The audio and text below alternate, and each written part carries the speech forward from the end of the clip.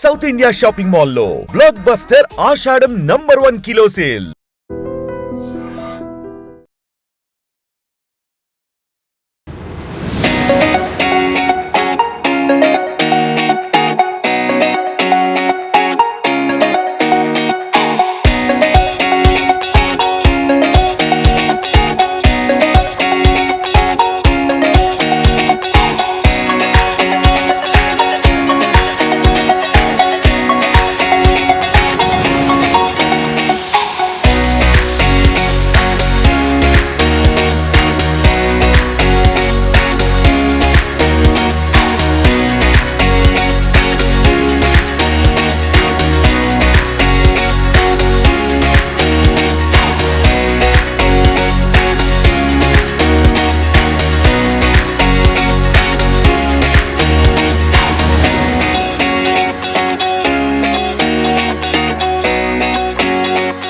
మనం ఇప్పుడు అంబేద్కర్ కోనసీమ జిల్లాలో ప్రముఖ పుణ్యక్షేత్రమైన మందపల్లిలో ఉన్నాం.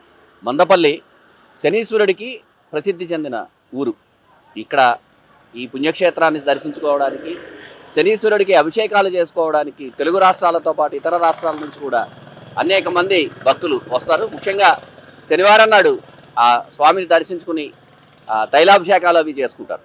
అయితే దీంతో పాటు ఈ ఊర్లో ఉన్న ఇంకొక ప్రత్యేకత ఏంటంటే, ఇక్కడ తయారయ్యే బొబ్బట్లకి కోనసీమ జిల్లాలో చాలా విశేషమైన పేరుంది.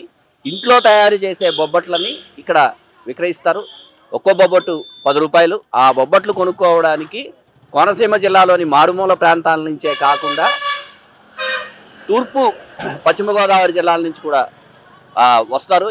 పైగా శనివారం నాడు ఇక్కడ మందపల్లి శనీశ్వరుని దర్శించుకుని ఇక్కడ బొబ్బట్లు కొనుక్కుంటారు. అలాగే అదే శనివారం నాడు పక్కనే ఉన్న వాడపల్లిలో శ్రీ వెంకటేశ్వర స్వామి దర్శనం చేసుకుని అక్కడి నుంచి వస్తూ కూడా ఇక్కడ ఈ బొబ్బట్లు కొనుక్కుని వెళ్తారు. ఇది చిన్న కుటీర పరిశ్రమగా 2012లో ప్రారంభమైంది. అప్పటి నుంచి రోజు రోజుకి ఇది పెరుగుతోంది. ఈ బొబ్బట్లు పండగ నాడైతే, అంటే సంక్రాంతి ఆంధ్రప్రదేశ్లో చాలా ఎక్కువగా జరుపుకుంటారు కాబట్టి పండగ నాడైతే అసలు ఇసుక రాలనంత జనం బొబ్బట్ల కోసం వస్తారని చెప్తున్నారు. ఈ బొబ్బట్ల కథాకమేషి ఏంటో ఓ మాట చూద్దాం. ఇప్పుడు మనం కోనసీమ గృహరుచి షాప్లో ఉన్నాము. ఆ షాపు యజమాని కిరణ్ గారు ఉన్నారు. అలాగే వాళ్ళ అమ్మగారు కూడా ఇక్కడే ఉన్నారు. చిత్రం ఏంటంటే, ఈ షాపు 33 సంవత్సరాల క్రితం షాపుగా ప్రారంభం కాలేదు. 2012 ఆ టైంలో షాపుగా ప్రారంభం కాలేదు. వాళ్ళ అమ్మగారు, బేబీ గారు ఆవిడ ఇక్కడే ఉన్నారు. వాళ్ళు ఇంట్లో చేసుకుంటున్న వంటకాలని అసలు బయట ప్రపంచానికి చూపిద్దాము అని ఒక ప్రయోగంలాగా మొదలుపెట్టారు. ఆ టైంలో కిరణ్ కెనడాలో ఒక హోటల్కి సంబంధించిన దాంట్లో చీఫ్ చెఫ్గా ఉన్నారు. ఇక్కడ ఇది దినదినాభివృద్ధి చెందుతోందని అర్థమైన తర్వాత కరోనా టైంలో అమ్మకి తోడుగా వచ్చారు. అది వటుడింతే అన్నట్టుగా ఈ స్వీట్ షాపు రోజు రోజుకి పెరుగుతోంది. ఇప్పుడు వాళ్ళిద్దరిని అడిగి ఈ షాపుకి సంబంధించిన వివరాలు మరిన్ని తెలుసుకుందాం. నమస్తే కిరణ్ గారు. అసలు ఏంటి ఈ షాప్కి సంబంధించిన వివరాలు? యాక్చువల్గా ఇది 2012లో ఓపెన్ చేసామండి, డిసెంబర్లో. స్టార్టింగ్ మామూలుగా క్యాజువల్గా మా అమ్మగారు వాళ్ళకి, అంటే 2 పిల్లలు, ఒకళ్ళేమో మా చెల్లేమో ఆస్ట్రేలియా, నేనేమో కెనడాలో. వీళ్ళకి టైంపాస్ అవుతాని కోసం అని చెప్పి మామూలుగా క్యాజువల్గా మొదలెట్టారు. అది ఇంకా అలా పాపులర్ అయ్యి ఇంకా మెల్లిమెల్లిగా స్టాఫ్ని హైర్ చేసుకుని, అలాగే చుట్టుపక్కల ఉన్న ఊళ్ళోంచి జనాలను హైర్ చేసుకుని అలాగా పెంచుకుంటూ వచ్చామన్నమాట. మీరు కెనడాలో ఉద్యోగం చేయడం కూడా హోటల్కి సంబంధించిందే చేశారు. అందుకనే దానికి అదొకటి ప్లస్ పాయింట్ అయింది. నేను హోటల్ మేనేజ్మెంట్ చేయడం వల్ల ఇంకా ఇక్కడికి వచ్చినా ఎవరైనా ఏమనుకోరు, ఎందుకంటే నా ఫీల్డ్కి సంబంధించింది కాబట్టి క్వశ్చన్ చేయరు. అదే ఏ సాఫ్ట్వేర్ చేసి వచ్చి ఏంటి స్వీట్ షాప్ అని చెప్పి అంటే వేరే విషయం. అందుకని చెప్పి కలిసి వచ్చింది. రోజుకి సుమారు ఎన్ని అమ్ముతారండి? 2000-2500 బొబ్బట్లు అమ్ముతామండి. అంటే మీ దగ్గర బొబ్బట్లతో పాటు సున్నుండలు కూడా ఫేమస్ అని విన్నాము. ఏంటి అది? సున్నుండ, తొక్కుడు లడ్డు, కోవా లడ్డు. ఈ మధ్యన లేటెస్ట్గా హెల్త్ కాన్షియస్ ప్రకారం జనాలు ప్రోటీన్ లడ్డు అని, అవిసె గింజల లడ్డు అని పెట్టాము. అవి కూడా బాగా వెళ్తున్నాయి. పండగ సీజన్లో ఎలా ఉంటుందండి? పండగ సీజన్లో బొబ్బట్లు తప్ప మిగతా ఏమి అందివ్వడానికి కూడా మాకు టైం సరిపోదు. ఎంతమంది వచ్చినా 15 గంట 20 నిమిషాలు వెయిటింగ్ ఉండాలి బొబ్బట్ల కోసం. అదని అంటే మీ దగ్గర స్టాఫ్ పరిస్థితి ఏంటి? స్టాఫ్ స్టార్టింగ్లో ఎంతమంది, ఒక స్టాఫ్ నుంచి అలా 33 మంది స్టాఫ్ 4 ఊళ్ళ నుంచి వస్తారు. వాళ్ళకి సౌలభ్యంగా ఈ మధ్యనే ఆటో కూడా తీసుకున్నాం, వాళ్ళకి ఇబ్బంది కలగకూడదని. ప్రతి సంవత్సరం పండక్కి బోనస్ కూడా ఉంటుంది. అంటే దీన్ని ఒక చిన్న ఇండస్ట్రీ లాగా మార్చారు. చిన్న కుటీర పరిశ్రమ అనుకోండి. అందరూ లేడీసే, ఎవరు జెంట్స్ ఉండరు. నేను మా నాన్నగారు తప్ప అందరూ ఆడవాళ్ళే. అంటే మీకు బయట నుంచి ఎక్స్పోర్ట్ చేయడానికి అవకాశం ఉందా? ఎవరికైనా పంపే యుఎస్ పంపుతాం, కెనడా పంపుతాం, ఆస్ట్రేలియా పంపుతాం, అందరికీ పంపుతాం. ఫోన్ చేసి ఆర్డర్ చెప్తే మేము పంపేస్తాం. ఓకే, అలాంటి ఆర్డర్లు ఎలా ఉంటాయండి? అలాంటి ఆర్డర్లు అంటే వాళ్ళు అక్కడ ఫంక్షన్స్ ఉంటాయి కదా, ఫంక్షన్స్ ఉన్నప్పుడు ఆంధ్ర పిండి వంటలు కావాలని చెప్పి ప్రత్యేకంగా ఫోన్ చేస్తారు. మెయిన్లీ మార్కెటింగ్ కూడా ఏమీ చేయలేదు, అంతా మౌత్ పబ్లిసిటీయే. పెద్దగా మార్కెటింగ్ కూడా ఏం లేదు, మాకు పెద్ద అడ్వర్టైజ్మెంట్లు లేవు, ఏమీ లేవు. అమ్మ మీరు చెప్పండి, అసలు అంటే అబ్బాయి ఏమో కెనడాలో ఉన్నారు, మీరును అంకులు ఉండుంటారు, మీకు అసలు ఎలా వచ్చింది ఐడియా ఏంటి? అది ఎలా వచ్చిందంటే ఓ పండుగ వచ్చినా పిల్లలు రారు అంత దూరం నుంచి, మనకు అందరికీ వస్తున్నారు మనకు రావట్లేదన్న ఒక బాధ. ఆ బాధ నుంచి అది తప్పించుకోవాలంటే ఒక వ్యాపకం ఉండాలి. వ్యాపకం ఉండాలంటే మొదలుపెట్టాం. ఏదో నేను ఇంట్లో ఏదో సరదాగా చేద్దాం, ఏదో నలుగురికి ఏమన్నా ఆర్డర్ చెప్పుకొని చేద్దామని మొదలెట్టాను.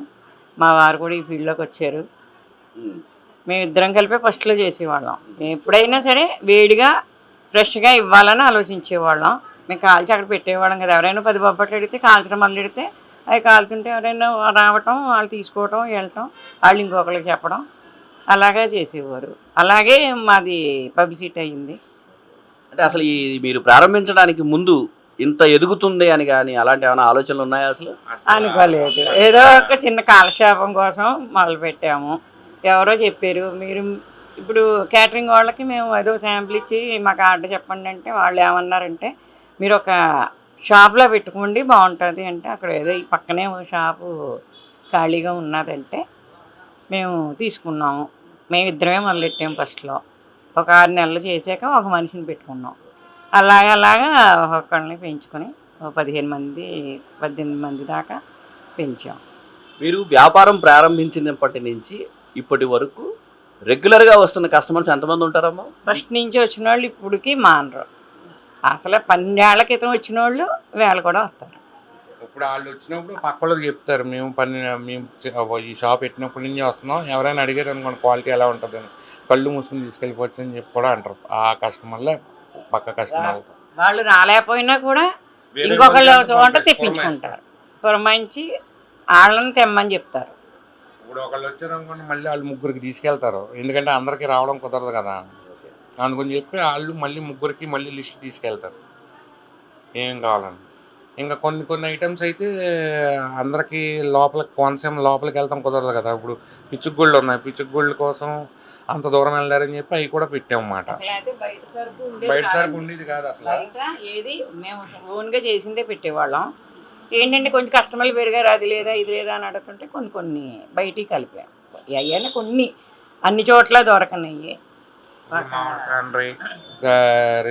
అదే రేగుడియాలు అవి అందరికీ అన్ని చోట్ల దొరకవు కదా, అందుకని అందుబాటులో కొన్ని 4-5 ఐటమ్స్ బయట నుంచి తెప్పిస్తాం. ఇలాగా అంటే మామూలుగా పిల్లలు విదేశాల్లో ఉండడము, తల్లిదండ్రులు ఇద్దరు ఒక్కడుగా ఉండి ఒంటరిగా ఉన్నాము, పిల్లలు దూరంగా ఉన్నారు, ఆ బాధ నుంచి బయటపడడం కోసం సరదాగా ప్రారంభించిన బొబ్బట్లు కాస్త ఈరోజు కుటీర పరిశ్రమగా ప్రారంభించి అది దినదినాభివృద్ధి చెందుతోంది. ఇక్కడికి వచ్చే కస్టమరు అంటే వీళ్ళు స్టార్ట్ చేసినప్పుడు ఏ కస్టమర్ అయితే వచ్చారో అదే కస్టమరు రావడమే కాకుండా కొత్త కస్టమర్లను కూడా ఇక్కడికి తీసుకొస్తున్నారంటున్నారు. అలాగే ఈ బొబ్బట్లతో పాటు ఇందాక ఆయన చెప్పలేదు కానీ బొబ్బట్లతో పాటు ముందు దీనికి 8 రూపాయల రేటు ఉండేది. ఆ 2 రూపాయల చిల్లరకి వీళ్ళు వేరే చిల్లరి దొరక్క లడ్డు, తొక్కుడు లడ్డు అనేది చిల్లరగా ఇచ్చేవారు. అది కూడా బాగా ఫేమస్ అవడంతో అప్పుడు 10 రూపాయలు చేసి మళ్ళీ తొక్కుడు లడ్డు కూడా అమ్ముతున్నారు. ఆ తొక్కుడు లడ్డు కూడా ఇక్కడ చాలా ఫేమస్ అయింది. ఇక్కడ కోనసీమలోనే కాకుండా అమెరికా, కెనడా, ఆస్ట్రేలియా ఆయన చెప్పారు ఇందాక, ఇక్కడ అన్నిటికీ కూడా వీళ్ళు ఎగుమతులు చేస్తున్నారు. 2500 బొబ్బట్లు రోజుకి అమ్ముతున్నారు. చాలా ముఖ్యమైన విషయం ఏంటంటే ఒక్కళ్ళే ప్రారంభించిన ఈ పరిశ్రమ ఇవాళ 35 కుటుంబాలు బతకడానికి ఉపయోగపడుతుంది. అంత అద్భుతంగా పెరిగింది ఈ కుటీర పరిశ్రమ అనుకున్నది. ఇక్కడికి వచ్చి తీసుకున్న వాళ్ళందరూ కూడా ఆనందంగా మిగతా వాళ్ళకి చెప్తున్నారు. అలాగే ఇంకొక విషయం ఏంటంటే ఇక్కడ తీసుకున్న వాళ్ళు వాళ్ళ పక్కింట్లో వాళ్ళకి ఎదురింట్లో వాళ్ళకి కూడా పట్టుకుని వెళ్తున్నారు. ఇది కోనసీమ గృహానికి సంబంధించిన స్వీట్ షాప్. ఈ షాప్లో కొనని కోనసీమ వాళ్ళు ఎవరు లేరు అంటే అతిశయోక్తి కాదమ్మో. ఐ డ్రీమ్ స్పెషల్ ప్రతినిధి ముక్కామల చక్రధర్. ఇక్కడ ఒక కస్టమర్ ఉన్నారు, ఉదయాన్నే వచ్చారు, శుభకార్యం కోసం అని బొబ్బట్లు తీసుకుంటున్నారు. ఆయనతో మాట్లాడదాం. అసలు ఆయనకి ఈ షాప్ గురించి ఎలా తెలిసింది, ఇక్కడ ఎన్నాళ్ళ నుంచి పట్టుకెళ్తున్నారు వంటి వివరాలన్నీ కూడా ఆయన నుంచే తెలుసుకుందాం. నమస్తే సార్, మీ పేరు సార్? నమస్తే, అయ్యానండి నా పేరు. నేను ర్యాలీ నుంచి తీసుకెళ్ళడానికి వచ్చాను. ఇంచుమించుగా ఈ షాప్ పెట్టినప్పటి నుంచి మాకు తెలుసు ఇది మొదట్లో ఎలా ఉందో ఇప్పుడు కూడా అదే క్వాంటిటీ అదే క్వాలిటీ. అలాగే రేటు పెరిగినా తగ్గినా అని ఏం సంబంధం లేదు, వాళ్ళు క్వాలిటీ ఇవ్వడమే మెయిన్గా చూస్తారు. అది కూడా అందుబాటులో అందరికీ ఉండే విధంగా ఆ రేట్ను కూడా సమానంగా, అంటే బయట 15 రూపాయలు అమ్ముతుంటే ఇక్కడ 10 రూపాయలకి మనకు లభిస్తుంది. అలాగని క్వాలిటీ కానీ క్వాంటిటీ కానీ ఏమీ తగ్గలేదు. అందుకనే ఇక్కడ ప్రత్యేకంగా పని కట్టుకుని రావడం. అంటే మీ ఇంట్లో జరిగే శుభకార్యాలకి వాటికి సరే మా బంధువులు ఎలా జరిగినా సరే ఇక్కడి నుంచి తీసుకెళ్తూ ఉంటాం మేము. అదే అంటే వీళ్ళతో మీకు ఎక్కువ అనుబంధం ఉందండి. మామూలుగా షాప్కి రావడం అనడం తప్ప మా ఎక్కువసేపు ఆయనతో మాట్లాడడం కానీ ఉండదు. కానీ క్వాంటిటీని బట్టి వీళ్ళ దగ్గర రావడం జరుగుతుంది. నిజంగా ప్రస్తుతం ఉన్నటువంటి సమాజం దేనికి ప్రయారిటీ ఇస్తుంది? ఆర్థిక సంబంధాల చుట్టూ మాత్రమే తిరుగుతుంది. మళ్ళీ ఎన్నికలంగానే చాలా విరక్తి కలుగుతాం. మంచి అనిపిస్తుంది కదా, లేడీస్ కూడా ఛాలెంజింగ్ జాబ్స్ చేసినప్పుడు చాలా బాగుంటది. ట్రాఫిక్ అసిస్టెంట్స్ గా నియమించిన ట్రాన్స్జెండర్స్ అందరితో సాల్యూట్ చేయించుకుంటున్నారు. ఫుడ్ డెలివరీ ఇవ్వటానికి వెళ్ళినటువంటి డెలివరీ బాయ్ అనిల్ పై కళ్ళ ముందు